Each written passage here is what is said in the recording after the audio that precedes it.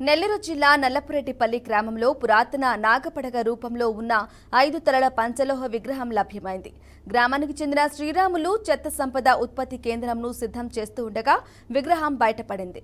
ఈ విషయాన్ని ఆయన గ్రామస్తులకు చెప్పాడు. నాగపడగ పంచలోహ విగ్రహాన్ని శుభ్రం చేసి పూజలు నిర్వహించారు. దేవాలయంలో దీనిని ప్రతిష్ఠిస్తామని గ్రామస్తులు తెలిపారు. ఈ విగ్రహం లభించడం పట్ల గ్రామస్తులు హర్షం వ్యక్తం చేశారు.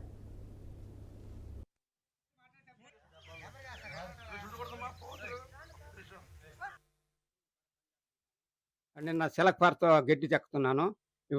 పారతో కూడా పైకి లేచి వచ్చింది బొమ్మ, నాగరకం బొమ్మ. తీసి పక్కన పెట్టినాను. మా ఊరోళ్ళందరూ వచ్చి చూసి అది అందరూ పొంగలు పెడుతున్నారు మా సాయంత్రం. అందరూ వచ్చి చూసిపోతున్నారు.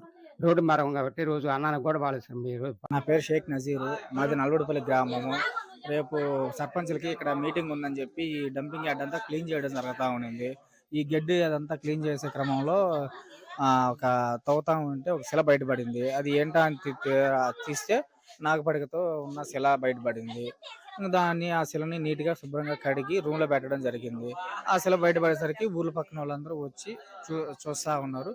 ఆ శిల బయటపడినందుకు మా గ్రామం ప్రజలందరూ బాగా సంతోషిస్తూ ఉన్నారు.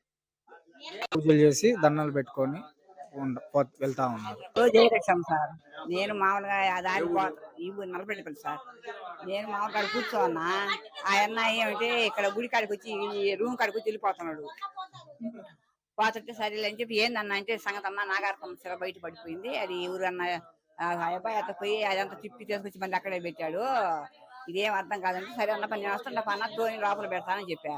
వచ్చి తోని శుభ్రంగా